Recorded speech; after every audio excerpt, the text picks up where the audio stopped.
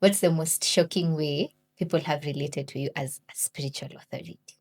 Hey. Do you know that every leader that God called to be a shepherd, God took them to first of all take care of sheep before they could take care of people? If you ask them, they don't have an explanation as to why they're not going to church, but it's because they're feeling, how do I go back where I had run away from to this place where I feel, kidogo, I think it's not what I expected it to be. As a minister, you are most effective when you are preaching on the pulpit. Yes. So if you cannot receive from the preaching, no amount of proximity will make you receive. Just because you're close does not mean that you're actually close. Wow. Because we are talking about spiritual relationship. It's not a physical relationship. That proximity can even be what hinders you from receiving from the spirit man. Louder.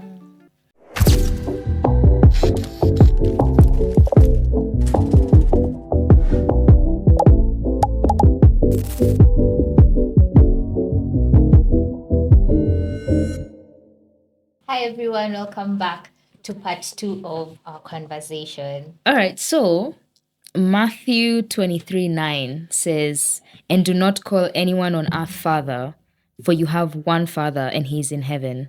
So why do we call people mom and dad, especially in the spiritual context? Yeah, I think this podcast has been long enough, so it's good to close it there. We will answer next time. It's already next time. We've just started. We are on next time. Yeah, so it's a good question. The scripture needs to be interpreted in context. You have to look at who is speaking, where he's speaking, what was happening at that time, and the spirit behind the one who was speaking. Now, Jesus himself, or the Bible, is not against anyone calling people father. We call our earthly parents father, right? So it's not against the word. So it's not the word father that is being banned, but it is the spirit behind the use of the word at the point where Jesus is speaking. So where he was speaking from is the council of the Sanhedrin, which were the leaders who were sitting in the seat of Moses. The council of the Sanhedrin was appointed when Moses was tired with ministry.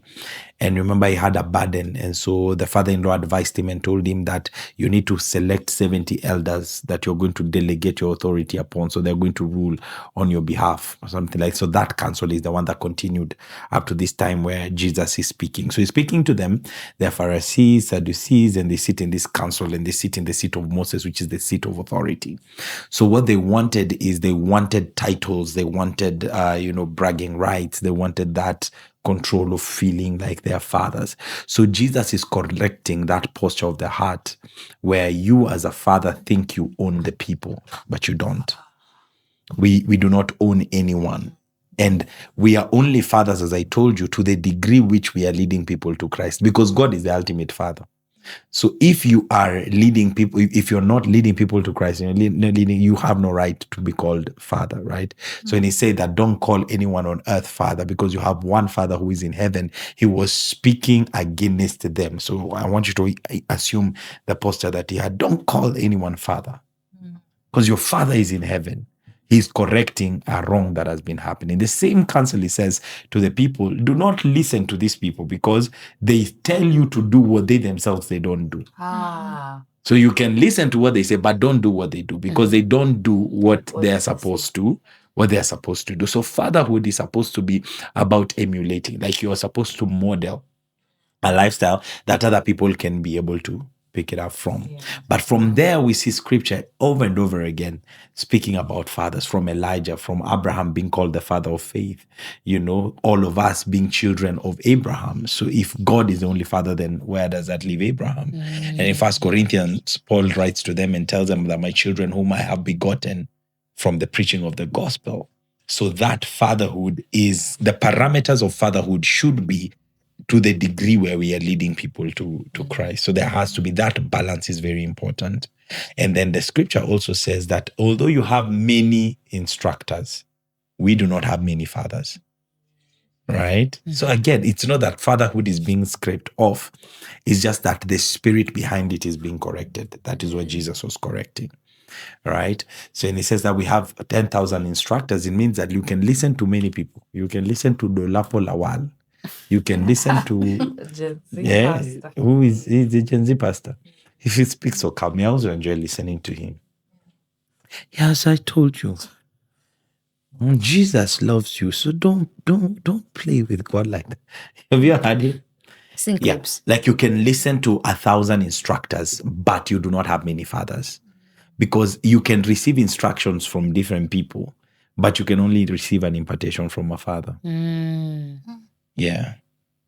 Yeah. Wow. I think that begs the question, can you have two fathers? You cannot. Okay, so the short and long answer is no, you cannot. But the truth of the matter is, there are people who in your life qualify to be called fathers. Okay, so you can call them father, but what we are talking about when it comes to impartation, when it comes to drawing and all that, you can only have one spiritual authority at a time. Okay, so that contradiction does not come in, because the person who I told you, the person who led you to Christ qualifies to be a father because they gave birth, they brought you in, they begot you through the gospel. All right, the person who trained you in Sunday school, raised you in the village church, qualifies to be a father because they raised you. Right? And now the person that you're sitting under, who is ministering to you, who is, God is using to impart your life and to speak to your life, qualifies to be a father. So you can go to the village, you don't call that person, okay, so now you're an uncle because I have no. You still call them father, right? But you understand what it means that you're drawing from, the source that you're drawing from. You understand? So would you then say that in certain seasons, the Lord could lead you to be fathered by different people? So like the way you're saying, like with Apostle Grace, like before he submitted under someone else, maybe that was not his spiritual father, but like that was the authority that he needed to submit under. But before that, he was probably submitting under a different person based on the fact that he was running his church. Totally Okay. possible. Totally possible. Yeah. Oh, very nice. No comment. I think he basically has said it all. Yeah. So now we're gonna move to Mochio. We don't trust you. Yes, let's go. I want you to give us at least one or two stories of what's the most shocking way people have related to you as a spiritual authority. Hey. There is one on Sunday who was sitting I'm preaching, and they are seated with their legs crossed on top. Can you imagine that? On top of they are seated on their chair, and legs on top of, yeah. I am receiving I'm sorry. That is one shocking way. That's a hard question, but it's also an interesting one.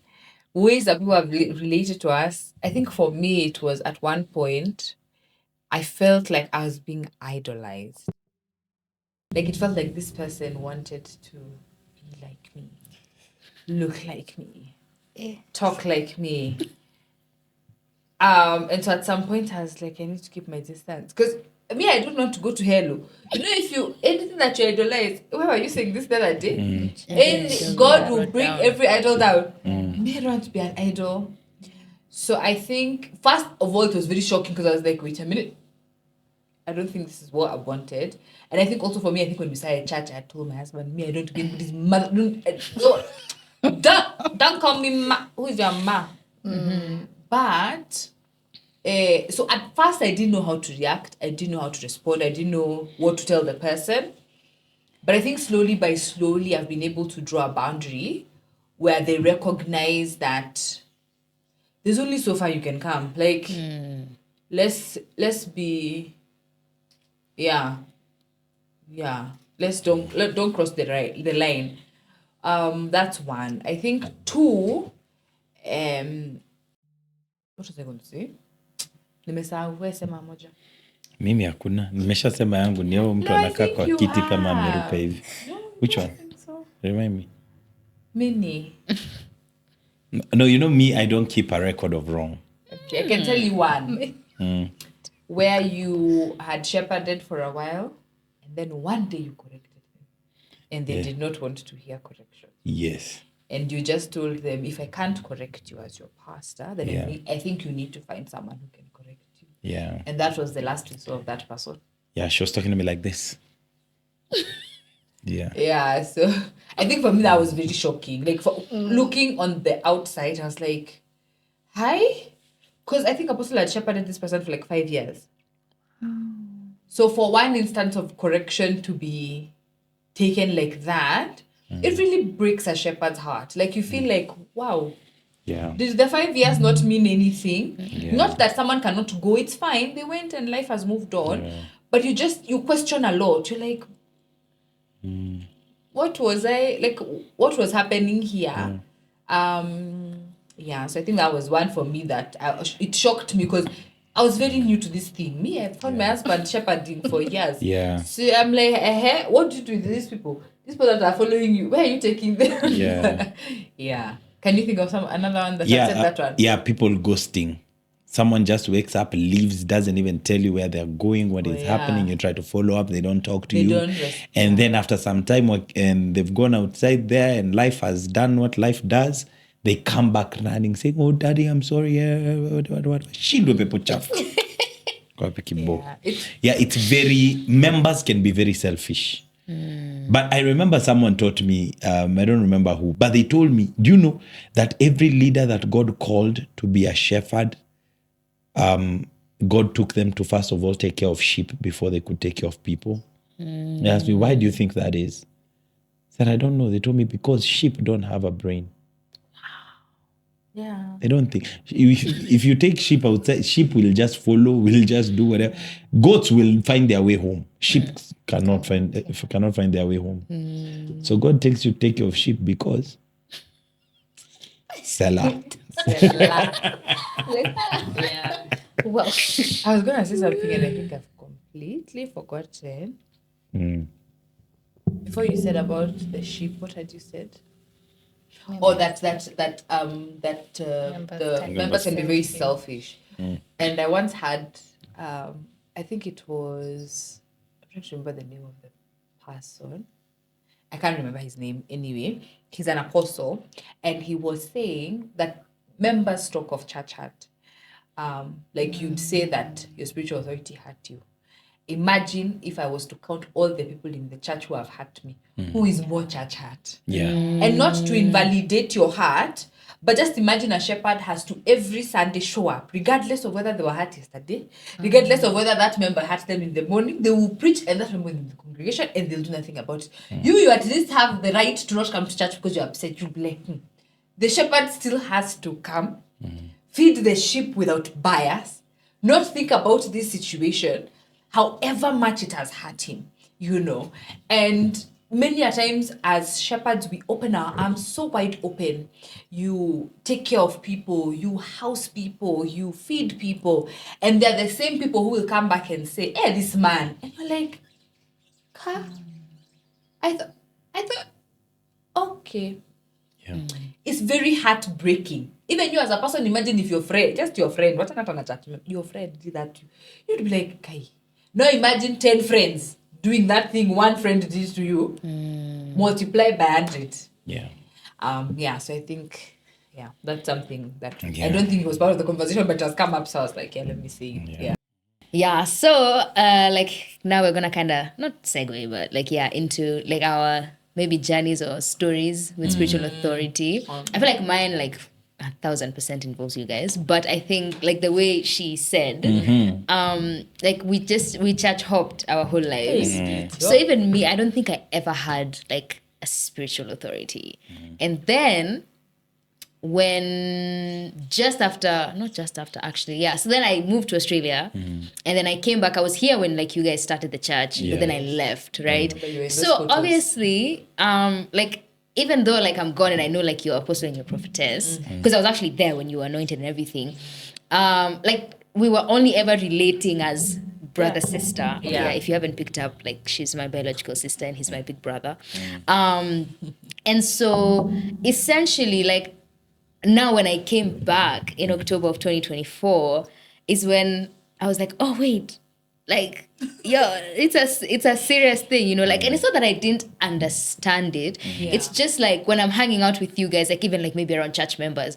Like before I picked up on calling you apostle and prophetess, like it was like I'd be hanging around you and I'm just like, damn on, and then like people around me are like, huh, and I'm like, it's not like out of reverence. Yeah. It's just Your like family. that's all I've known. Yeah. But obviously now I feel like I do a good job. So I think I'm actually going to pose mine as a question. Like, do you feel like I've been able to quote unquote like understand the dynamic of both relationships? Because I'll always have two different relationships with each of you. Yes. Like, do you feel like maybe there's I don't know. Yeah. Yeah, how to answer that is I would answer with whether you receive or not when I am ministering to you personally, myself. And I can say that you actually really do. And you know, as preachers, we know when someone is receiving and when someone is not. Yeah, so I see that reverence. I feel the honor and I see how you're able to balance between the two. Yeah, you know, Maureen and I are actually very close. We are good homies. friends. We are homies. Yeah, but at the same time, like she's able to now make the switch very quickly. So for me, you do a good job. Yeah. Yeah. Hey, mine is hard. Mine is hard. I think mine is hard because at some point in our lives, I was the holier than thou sister. Yeah. Yo, talk about church. She actually used those words word for word. Like, yo, I was the party pooper. Not that she was wild, but it was She just, was. it was just, okay, me, I don't know, but I don't know, me, I Yeah, don't she know that was. She was. part. However, I was like the quote-unquote boring sister. Like, no, you mambo ya church 24/7. But then when I tell you me, I've been at church. For lack of a better word, church knows Nashinanga church. Because they're always in bars like that. Tuesday, Thursday, Friday, Saturday, case. I was always in church. That literally has been my whole life. I don't think I've ever had a wild phase or a rebellious phase. You know, at least my sister, she can tell you, I've not had that part. Like, I was always in church. So, according to her, I was like, hey, this chick is so boring. So, I think for me, it's been a very interesting journey to now see my sister is now waking up at 3 to pray. I'm like, huh? Hello, hi. Who be you? Who be you? So, I think the way Apostle has said, it's about receiving. It's about seeing that the person is growing in their spiritual life. I think just seeing you be, even just being in this podcast is like a shocker. Me, I think I'm still digesting. I'm like, my sister is on the socials. Hey, wait, What? how? She wouldn't allow us to post her, even the back of her nose. Like, she don't. So it's just seeing that growth of you even just being vocal about your love for Jesus and everything. About now how we relate, I think we are still working on it. I feel like you don't allow me to interact with you as prophetess. Yeah, because I'm like, it's weird. It's weird for me. And I think that's the thing where I was saying, I feel like Apostle can do it. So me, I can just be, you know. And it's okay because we have him. Do you understand? Yeah. I'm not saying you should do that. I'm saying for us, for our dynamic, it works. It works for us the way it is for now. Yeah. Okay. Yeah. Hey. Yeah, I guess I'd say then, I also feel like I've kind of, with you, you don't allow me to be your quote-unquote daughter, which sounds so Weird. But yeah, definitely with Apostle, there's that dynamic and it's very separate and it's very split. Like, there's times it's homie, there's times it's Apostle and it works. So, yeah. Oh, good job. Yeah. Your journey. Okay, we have been, like prophetess, me have been a church rat. It comes with being a pastor's kid. Yeah. Same a church pew. That church part, I don't like it. Just say like a church It's what people will pew. relate with. It doesn't mean that we are rats. Like a church It's just keyboard what then people or say. something. No, but the keyboard doesn't stay. It goes for gigs and weddings. It's huge. The rats are constantly in the ceiling. The pews don't move. Yeah. Yeah. Our church does not have rats. Okay, don't. The church pew. Church pew. When we build our church, it will not have rats. Church But pew. yeah. Yeah. Yeah, being a pastor's kid, I have been in church basically my whole life. And when I'm not in church, the church is in our house. Oh. So it's always been like there's always church. I think there was a time we sat down and I started to remember like when was the last time we actually hung out as a family? Our house was always full of people. Like there are people who I think lived in a house for more than a year. And then, so I think when Professor was talking about how as pastors, they're the one who get hurt the most, it reminded me of, there's a person, I think my whole life, even when they used to come for visiting, people thought he was my biological brother because we looked alike. Then, so I was like, oh, you have a big brother? They're like, yeah, I have a big brother. Well, the last time we talked was, I think, when I was in Form 2, Form 1. Yeah, they like just ghosted everyone in the family. So now it was like my dad trying to reach out to him and everything. After mali tukaambia tu baba yangu, imagine si must, atarudi mwenyewe. So I think I have been in church my whole life and I never thought about the concept of a spiritual authority. Like I think we said that in episode 3. It wasn't, I don't know, like I just knew my dad is like my pastor and then my guka is my pastor. Because, I never knew to put the difference between my dad as my father and as a pastor. I came to know that like about 2022 is when, because honestly, I never received from my dad my whole life. I never saw him as a pastor. Because I don't know, like he's my father. So unapata asubuhi tumepigana kwa nyumba. Sasa naenda kusoma pombe nasema, mbona ana preach? Unasema. So for a long time I never received. But then so Guka is he was now the founder of the church we were in. So me and Guka was my pastor. Like he was. So I never even knew there was a concept of spiritual authority. And I knew like that's the church I'll be in till I die. Everything. So now how the conversation for spiritual authority started was after Guka passed away due to COVID. And so it was an abrupt death. So we were all left in chaos. It was like, so now who's the spiritual authority in church? So I had never thought about it. And at that time, I was leading our youth. So it was like, so Abbie, who's our spiritual authority? I'm like, I don't know even me. I don't know. I'm like, because let's say we were all left in a very weird dynamic. Because now, under Guka, we had now 2 pastors. So I had my dad and the other pastor.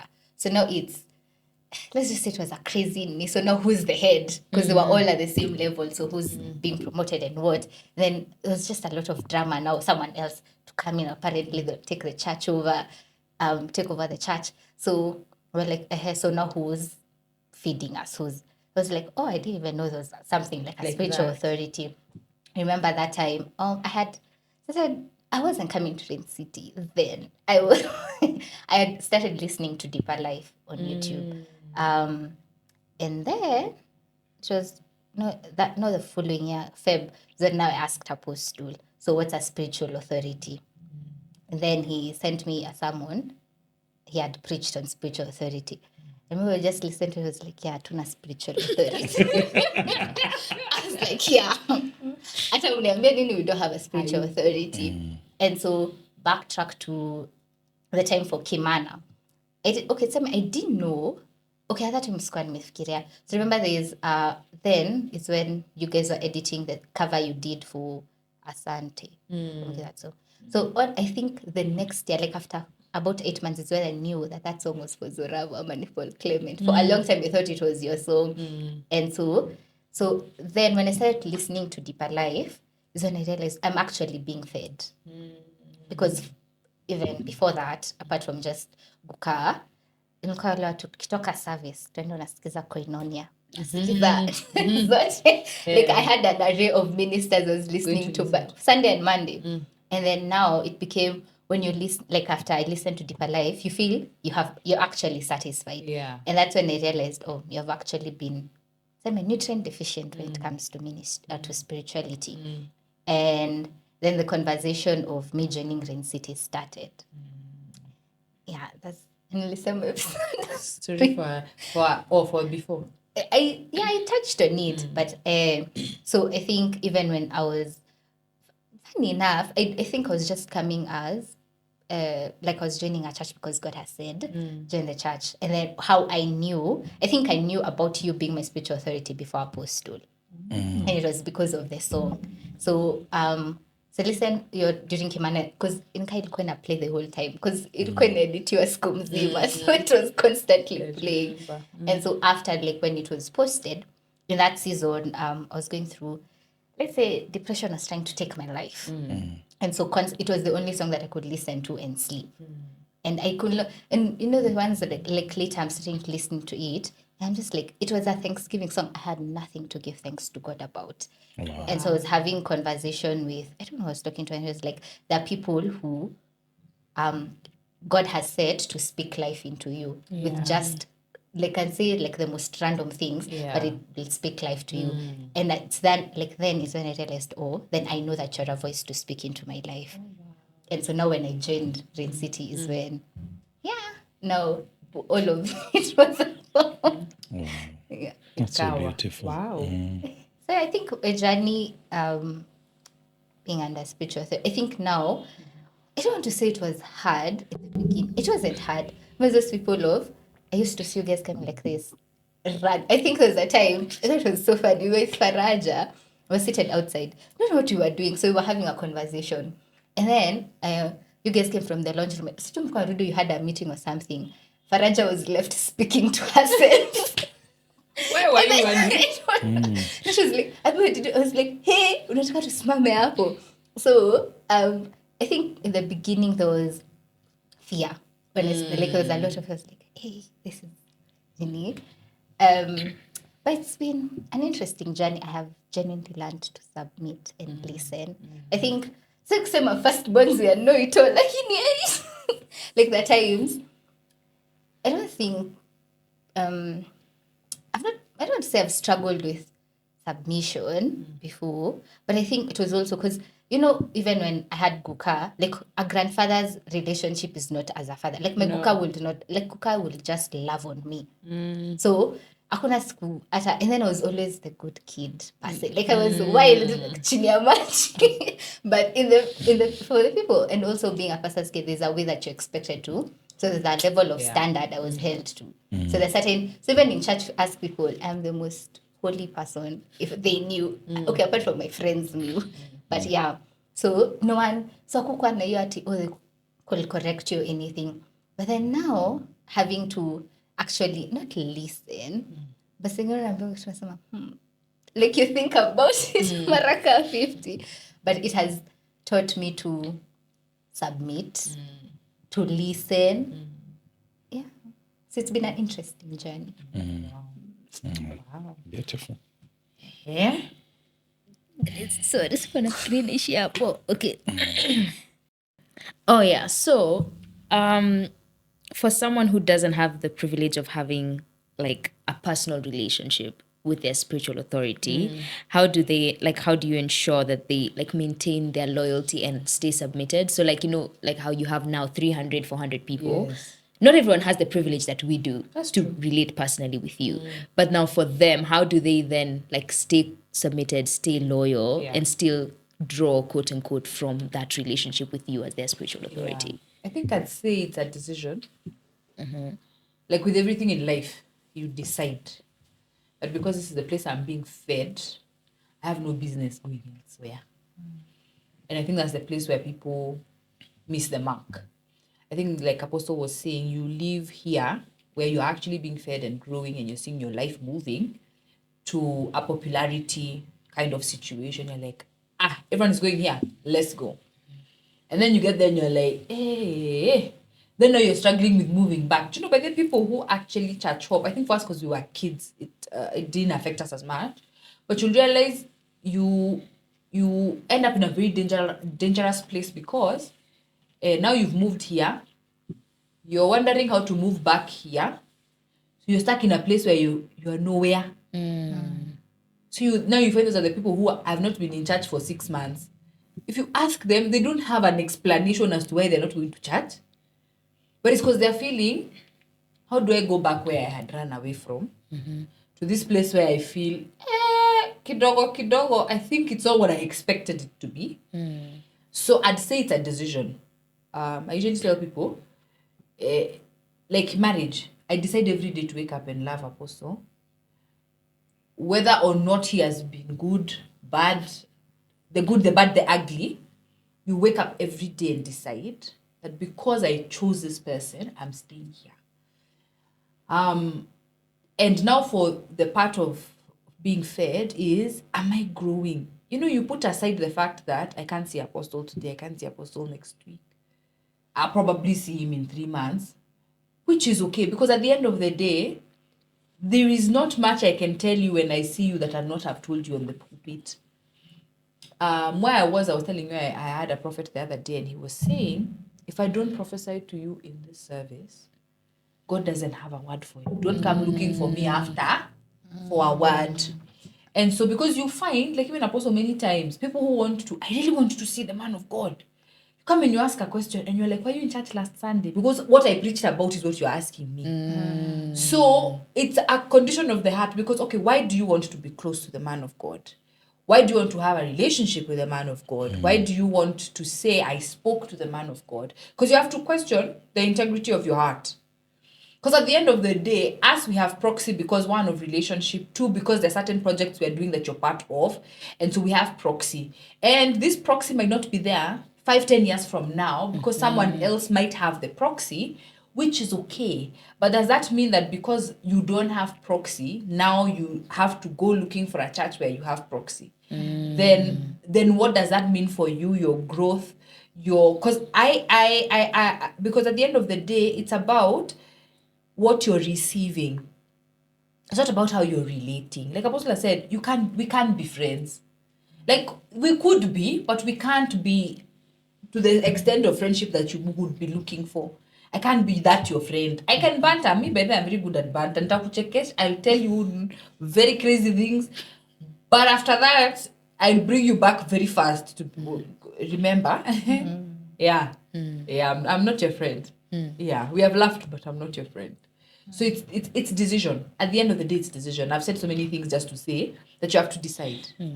Because the reality of the matter is, Apostle cannot divide himself 400 times. Apostle cannot see 400 people in a day. If I was to see 2 people or a person every day or every Sunday, I have 52 Sundays in a year. So I'll only see 52 people. So if you are part of 500 people, the next time, the time I will see you is 10 years from now. Because even you think about it, how many people can you talk to in one day? And that one day is I have preached 2 services. I need to breathe in and out. Then I have to see you. Then in the week, I have 500 people to see. Then in the week, you have a birthday, you want me to come and give a blessing. In the week, someone else is opening a business, I have to go and bless. In the week, someone has lost someone, I have to go and bury. The pastor cannot divide themselves 500 times. And that is why, regardless of the fact that we are the authorities, we are raising men and women of God in the ministry so that they can divide. You understand? So that in case there's a need here, and there's a need here, and there's a need here, everyone will feel like they were touched. Because when you see them, you've seen us. You know that thing for when you see, if you see you have seen the Father because you have seen me. Yeah. It's that thing, because if you're truly the DNA of the apostle, you will be able to handle the situation how apostle would have handled it. Yeah. That's what I would say. Yeah. So, yeah, that's very, very good. Actually, just to add on it, the highest, I don't know how to put it in words, but as a minister, you are most effective when you are preaching on the pulpit. Yes. That's when you are the most effective. So if you cannot receive from the preaching, no amount of proximity will make you receive. Wow. That is so true. Yeah. Oh my God. So if you cannot receive when I'm preaching there in front, even if you come back and I do a 2-hour session one-on-one, you will not receive. You understand? So just because you're not close to someone does not mean that you're not close. Because it could be that even the people who are close are very far away. Yes. Because Elijah is standing with Gehazi and his eyes are blinded. He's seeing the army that is surrounding them. But the prophet prays and says, please, Father, open his eyes so that he may see. And what does he see? He sees that Elijah is surrounded by armies of chariots of fires and mountains all around him. So you're standing next to the man, but in the realm of the spirit, there are mountains, there are armies that are separating you from the man. Yes. You understand? Just because you're close does not mean that you're actually close. Wow. Because we are talking about spiritual relationship. It's not a physical relationship. These are spiritual matters.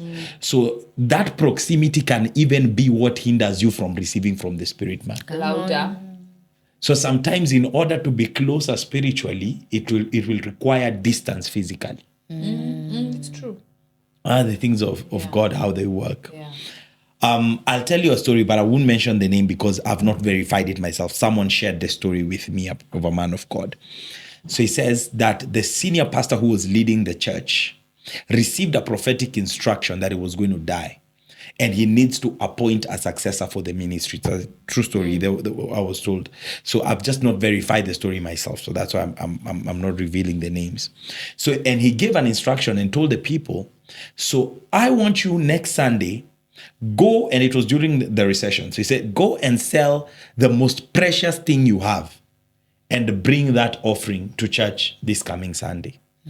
And because he was sickly, he was something, the people were like, the elders of the church said, this man has run mad. There's something wrong with him. So they didn't do it. Only one usher obeyed the instruction. This usher had an old car that he was given by the parents as a raggedy car, something like that he used to fix, and he loved that car so much. He went and sold that car. And I was, why are you? He said, Papa said we should sell our most precious thing and bring the offering to church. So he sold the car and he brought the offering to church.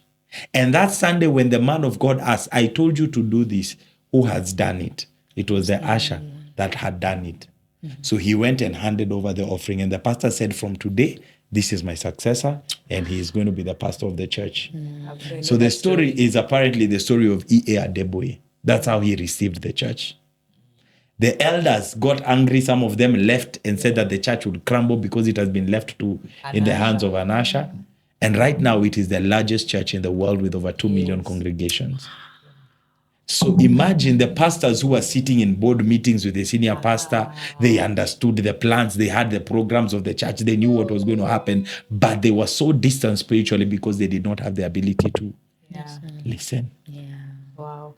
My sheep know my voice. Yes. So I will know that you are my sheep by how you respond to my voice. You understand? Wow. Yeah.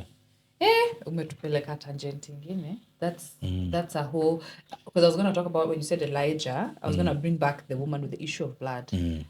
No one knew this woman, or even the people who knew her, she was taboo. Yeah. Jesus, as he was walking, his disciples were close to him, guarding him.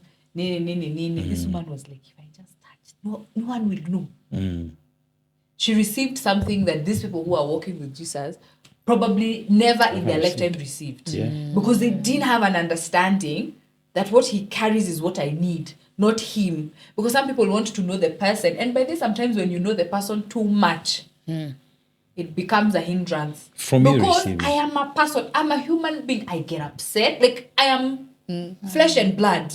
And so there's a part of my humanity that could be a hindrance to you receiving the treasure. Just like he said, on the pulpit is my greatest... Even because people ask me, who was that on the pulpit? Because it's not me. It's me and the Holy Spirit time, the backing of the chariots that God, that Apostle's talking about. When we're on the pulpit, that is us. We are literally speaking from the heart of God. And so if you cannot receive me at that place and then now want to come to the place of banter where it's not going to be the same.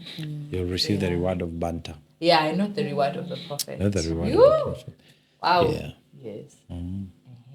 I think we can talk about reverence when it comes to spiritual authority.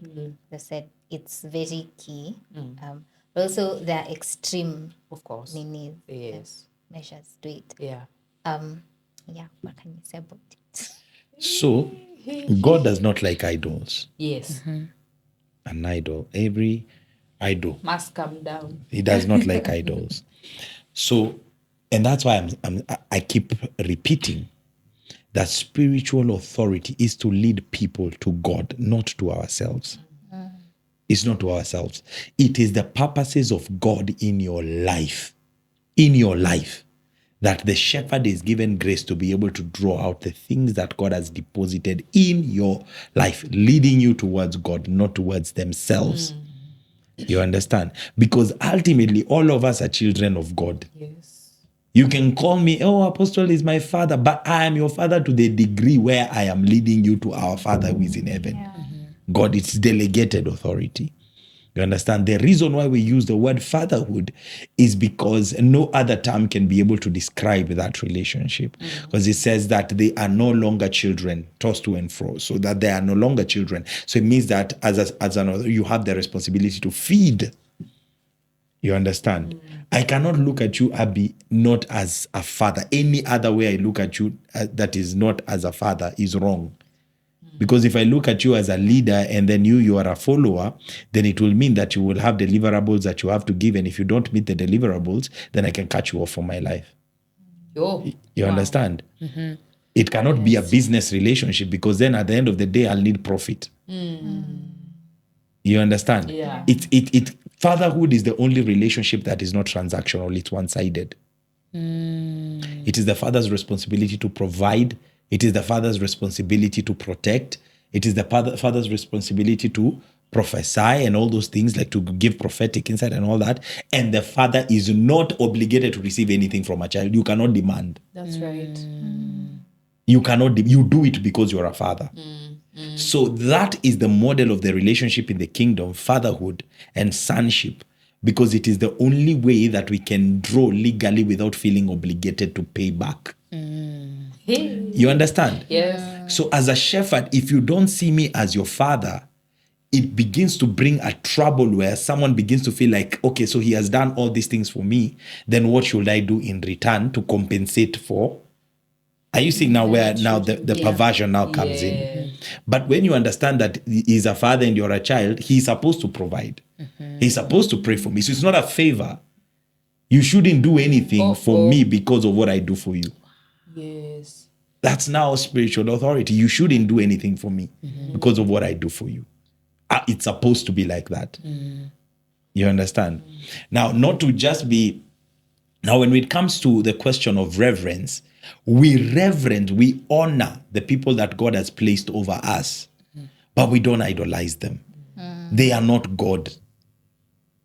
You understand? Because there are people who think that if this man says, I am going to die. No. The relationship is in reference to their relationship with God. Yeah. Sijui kama nimekujibu swali yako. I think, okay. Yes, you have. And what has come to my mind is about when you're talking about honor and dishonor.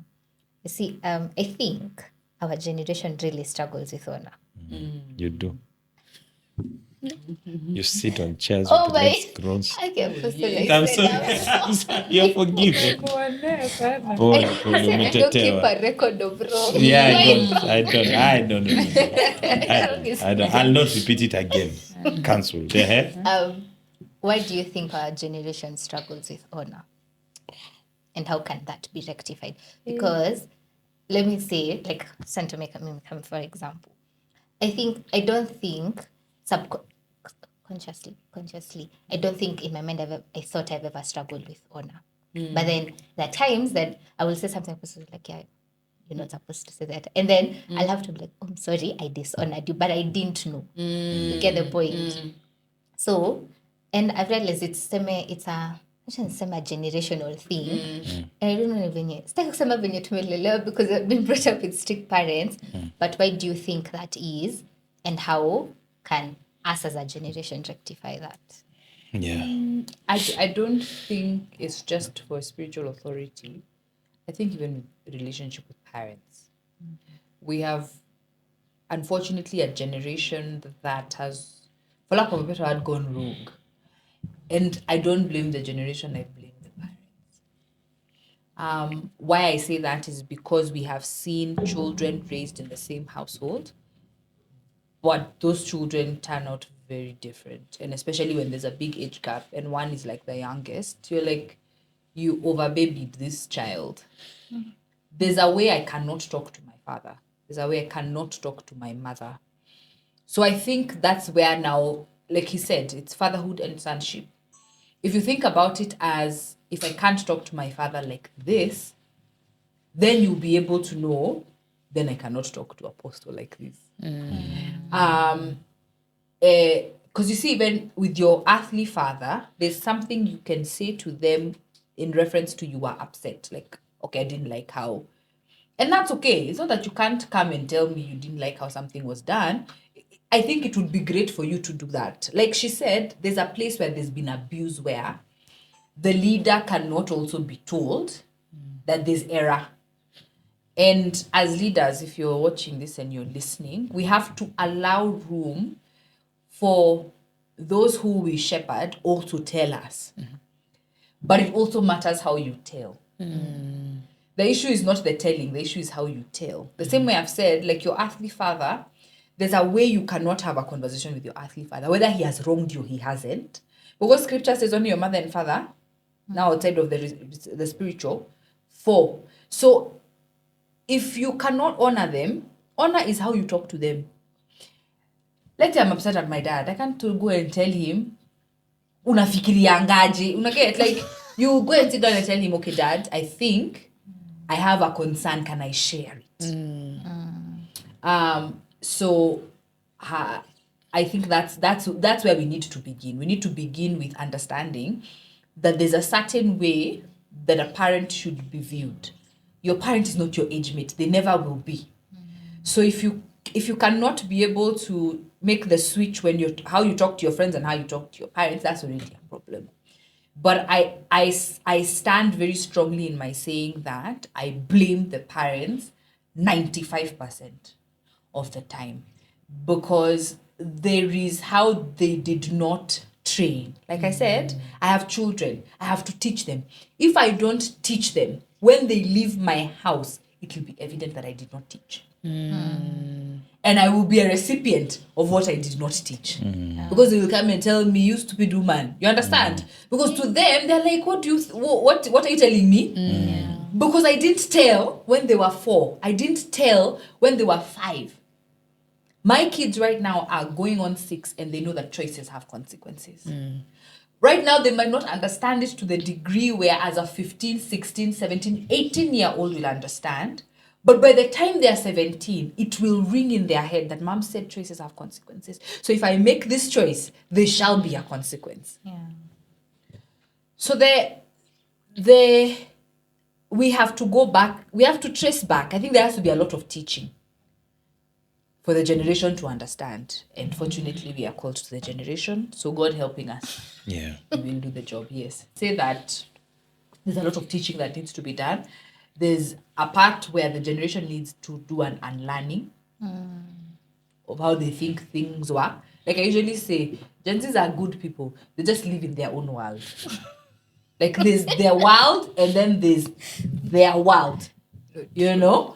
And unfortunately, you have to relate with the world.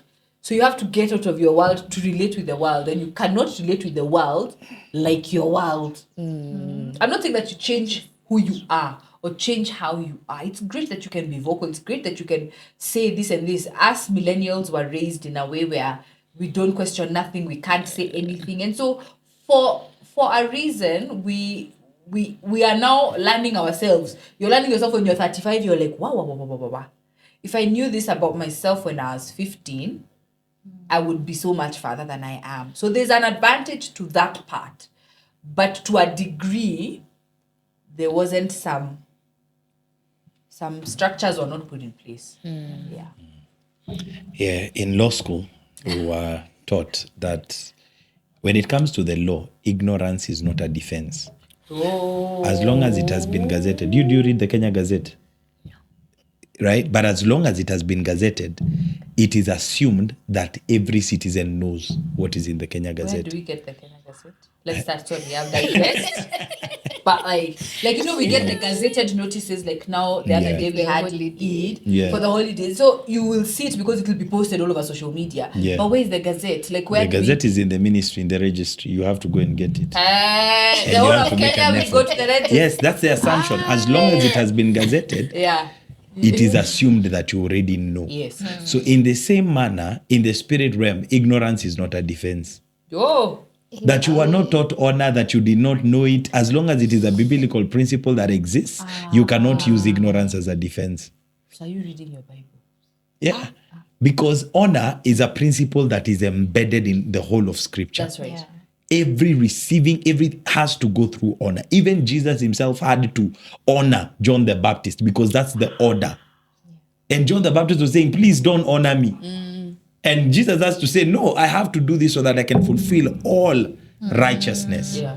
You understand? So just because your generation has not been taught how to honor or does not know how to honor, you cannot use that as a defense. And that's why your generation suffers a lot of things because they have not learned how to honor. So you must take it upon yourself to learn and to study and to find a way to get to that place of honor. And you cannot use that I am a Gen Z as a defense. In the spirit, that does not stand. Your spirit is not Gen Z. Yeah, so you cannot say the whole generation is like this. God will be checking to see whether there is a remnant that has not defiled themselves with the delicacies of the king. Then he will choose to move and to use those ones. The remnant. Wow. You understand? Wow. Yeah, because the principle of honor benefits everyone. Key point, you cannot walk in favor if you do not know how to honor. Honor is a key that unlocks favor. It is a key that unlocks impartations. You cannot receive from what you do not honor. That's true. So you'll continue to starve spiritually, not because the release of heaven is not there, but because you're choosing to live in ignorance to a principle. You understand? And so on Sunday I was talking to the church and I was telling them it is easier to maintain a relationship than it is for you to break a relationship and then have to start all over again. And how you maintain is you maintain by honor. And every time you're given access, you're given proximity, you're given, some of these things, how you handle that situation will determine whether you'll be invited to the table again or not. So you cannot say that you are young is an excuse. No, you must learn how to honor people. Wow. You must learn how to say please and thank you. You must learn where to say sir and where to say madam. You must learn when to stand, when not to speak, when to withhold your tongue. You must learn when to remain quiet even when you're right. Why? The principles. Wow. Yeah. Wow. Great. Okay, so then with those, like maybe quote unquote, who have like a close relationship with like spiritual authority, how then do they balance the relationship of like it's a healthy relationship and versus like just being a yes man? Because someone could simply just be like anything I'm asked, yes, but then that is not healthy, right? So how do we now ensure that there is a healthy relationship with their spiritual authority? I think just like I had mentioned, it's like the same way with your father. You can go and say, I have a concern. Can I address it? And then how you address it is now what will determine whether you'll be heard or not. So that's the only way, because of course being a yes man is not good. Me, I don't like yes men. Please, let's have a conversation. Let's converse. Let's understand what is on the table and what are we dealing with. So it's one, like I said, from the beginning, it's decision. You have to decide that I'm not a yes man, that I will hear and that I will do. Sometimes it calls for you to be a yes man. Then after you've yes man, you go and aside and you're like, lakini ile kitu tulisema tufanye. Unaona kama ilikuwa first do. As long as you're not being told to murder someone, first accomplish the assignment. Then now come and have an honest conversation and be like, I feel like there was a challenge. And like I said, it really matters how you position yourself to address the issue. Yeah, so scripture says that honor your father and mother in the Lord. The parameters are very well defined. In the Lord. This is even when it comes to spiritual authority or pastors or whatever. The parameters should always remain in the Lord. If anything you're being asked to do is outside the parameters of in the Lord, you have no obligation to I love that. To respond or to answer or whatever. You understand? Like the parameters are very well defined, because there are many people who have been misled in the name of submission or in the name of spiritual authority, and these things. But you also have a responsibility yourself to know the boundaries of in the Lord. So that you don't say, I was just being obedient. No. The obedience is defined. It is in the Lord. You cannot obey outside that parameter. You understand? That is very, very key. And then an important thing to also note, and it's a very important and delicate balance. Unfortunately, there are a lot of dynamics when it comes to relationships. With any relationship has many different dynamics. Yes. Now, when it comes to the relationship of pastors and members and spiritual authorities and sons and daughters in the kingdom, there are a lot of parameters and a lot of factors that are in, so you cannot give a blanket answer of this is what needs to happen or this is what needs to happen. But once we have defined that boundary very clearly, that these are the boundaries, that this boundary is within the Lord, I cannot go beyond that, then at least it keeps you safe so that you don't obey to your detriment or to the detriment of others. All right. So you cannot say that we were told to steal, and because it is our spiritual authority that told us, so we just decided to steal because he said, so, no, you're a thief. Yeah, true. You're a thief. You together with that spiritual authority, both of you are thieves. You're thieves. Yeah. So you cannot say that you are being obedient. You understand? So the parameters have to be very, very well defined. But there are moments where instructions are given. And you see, sometimes we give instructions, or you ask someone to do something, not because you don't care for them, but because you can see that there is something that needs to be modeled in them, that should they do this, it will help them. You understand? So sometimes it is possible for a spiritual authority to give you an instruction that you do not understand. But if you trust that they are following God and you trust their submission to God, that you should be able to always keep that focus.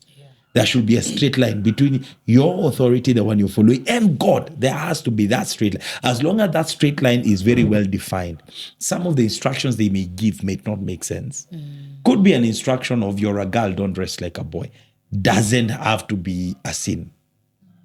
But maybe there is a reason why God is asking them to do it. And if you find it difficult to change, then it means that those men's clothes have become an idol. You see, like it's a very, it's a delicate balance. So again, you cannot obey certain instructions. Like someone tells you, I sell your house and then bring it to me, except God has told them. God can tell them. But if you can assure that alignment, you see, it shouldn't also be something that is to the detriment of your well-being. Yes. Yeah. Yes. Wow. Yeah. Because he has good plans for us. He doesn't have plans to cause us to be poor and homeless. He has plans to, prosper us and give us a future. And I hope I've answered your question. Yes. Yeah. So I have the last question, and this is to everyone. How, it's not hard, how has being under spiritual covering helped you? Or like someone, what importance have you seen in your personal life of being under spiritual covering? Ngoja hapo kwa spiritual authority kuna kitu tunafaa tuongeze. What is the dangers of spiritual authorities, threats to spiritual authorities? Threat how? The spirit of Jezebel. I don't understand. The threat from the It is possible for someone to have the spirit of Jezebel. What is the spirit of Jezebel? The spirit of Jezebel is the queen, but she wants to be the king. So she wants to overthrow, to be the one that rules over the kingdom. That's why when Naboth, she wanted Naboth's vineyard just for the sake. I just want it, right? And when Naboth refused to sell it, she convinced her husband that they should kill him so that they take the vineyard. Okay? She appoints prophets for herself who speak to her what she wants to hear, that she's right. And everyone else is wrong, so looking for sympathy. These are threats now to spiritual authorities, because there are many people who genuinely want to be good sons, but this spirit can take advantage over them and now begin to control. It is a spirit of perversion.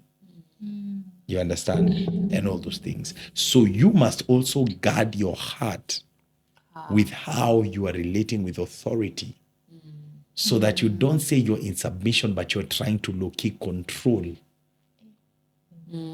the authority. You Yeah. understand? Yeah. And this is why sometimes many people find it difficult to receive. It's because they feel that I should receive, but I want to manipulate how I'm receiving. So I want to manipulate you to release what I want. You get? Yeah, so that's a threat. So as sons and as daughters, we must always check our motives and the motives of our hearts. Why do I want to be close to my pastor? Is it because I want to manipulate them? Because I want the outcome I want to always appear. Jezebel always wants to appear to be good. They never want to be on the wrong. If Jezebel is on the wrong, everyone else is wrong. They are not. You understand? And then the way that they actually try to survive is by disguise. That is how she tried to survive. She disguised herself. You understand? Yeah. So you begin to disguise, you begin to pretend to be someone that you are not. You're hiding, you're disguising, and, you know, and all these things. So to bring down a Jezebel, you need a eunuch. Sijui mbona nimesema hiyo kitu, but nimeisema. I think ni important. Ni important. It's probably for someone. Because unapata, there are people in certain churches that they they are always causing trouble in the congregation. People leave it there at the center. You try and research, you find them at the center of it all. Yeah. Why? What is the need? The issue is the need for control. They don't want to be corrected. They don't want to be, told what to do. They want to be the ones to tell. They want to be the ones in control and things like that. So if we are going to be good sons and daughters, we have to be truly submitted with no intentions, with no motives. Yeah. Wow. Because there are people who say, come, let's say, for example, Rain City, we are doing well now. Gen Z Loves Jesus is popping. So someone sees this, hey, kukuna happen. So I want to be a part of this. So they come and say, hey, pasi mina feel God ananiita hapa. Hey, okay, anakuita hapa, sawa. Come and sit. And then you find that person, when you tell them to sit, they can't sit. You see, they can't sit. They just want to. And when they come, it looks like they are active, they are engaged, they are involved. But if you're ignoring and bypassing systems, then it means that there is another motivation that is pushing you. Yes. You ask what we've seen. I've seen people, someone come to church, and then this person begins to befriend everyone, and they're always serving, and they're always then one day you tell them, okay, now slow down, sit down. This man of God has tripped. He doesn't hear God anymore. Then they start their own ministry and go. And then those people go, and then they come back crying. You see, like, it's something that has actually happened. Yeah. And so it's a spirit that wants control. And it's a very bad spirit that you find that you go to a church that is doing well now, and 90% of the people know each other from different ministries. Wow. Because this is the church that is now doing well. So people leave this church, they leave this church, they go to this church. And then next year, another church will be doing better than this one. The same people leave that church, and they go there, and they go there, and they go. And you're wondering, where I left you in House of Grace, you're in JCC, you are now in Ruach, tomorrow you will be in House of Bread, something. Like, you're constantly, it's a bad spirit. You're not settled, you're not submitted. What are you looking for? Now, when you search that, you find that it is that spirit of Jezebel, control. When you go and you find that you're not given control, you shift, you find another place. Wow. Shetani ashindwe kwa jina la Yesu.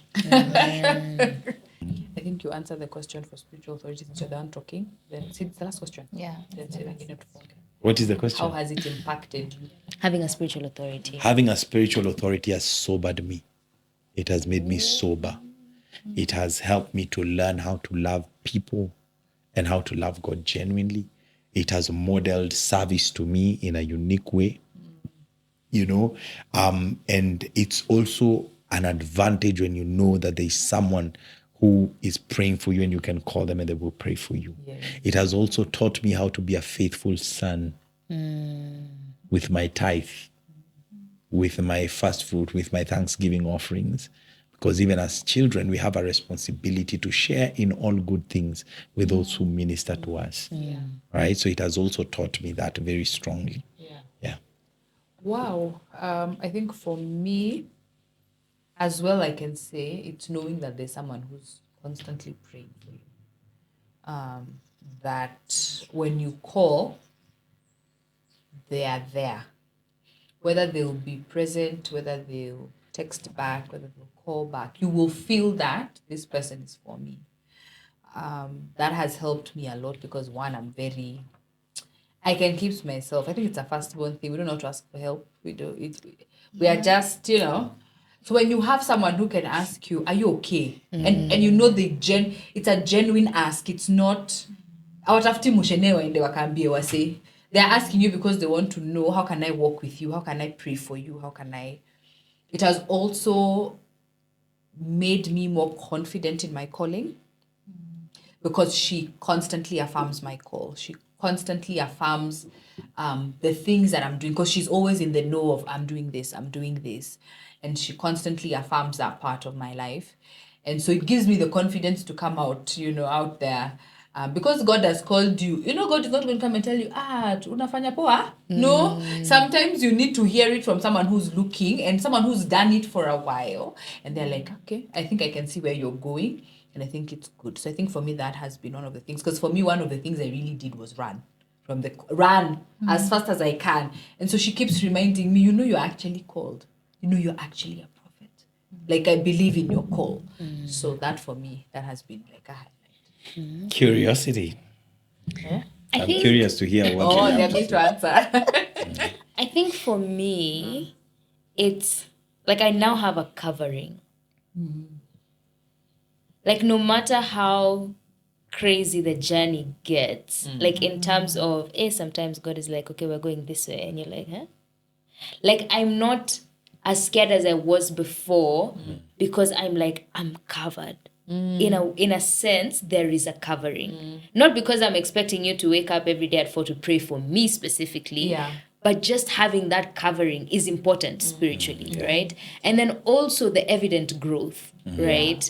Like this, obviously we say like it's an act of obedience, but I've obeyed secretly, right? Yeah. And so now like being able to, like even there was a time, I think I could speak to it briefly. I think we had a kesha. And then at around 6 p.m., Pastor Irene, who's resident pastor in City Chapel, called me. And she's like, "Hi, Maureen, are you coming for the kesha?" And I'm like, "Yeah." And she's like, "So I was calling to ask, can you lead prayers?" And I laughed. You know the way they say Sarah laughed? Yeah. I laughed. And then she laughed. And then we laughed. Because it was the most obnoxious thing I had ever had. Yeah. Me? And then I'm like, "You're serious, right?" And she's like, "Yeah." And I'm like, "It's not a prank?" And she's like, "No, it's not." And I'm like, "Okay, let me think about it for like 30 minutes and then I'll get back to you." Then she gave me like, I think 15 or 20 minutes. I don't remember the exact timeline. So after that, I was like, nah. I don't know who I called first, but I called both of you. No, I called him first. I was like, something's going on. He's like, "What's going on?" I'm like, "Pierre has called me and told me to lead press." He's like, "Yeah, absolutely. Why not?" And I'm like, "Nah." So I called you.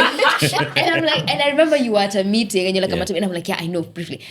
Pierre has told me to lead press in church." And you're like, "Yeah, it's about time," or something like that. So then I hung up and I was like, okay. And so it turns out that the week before, we had like a prayer watch every hour, and I had led prayers at like 3 a.m., which I specifically chose because I'm like, there's gonna be like 3 people, so like, yeah. No one's gonna be awake. But then she happened to be in the 3 a.m. prayers, and she was like, "This one can't pray." Yeah. And so now, like, okay, to me, it felt like overnight.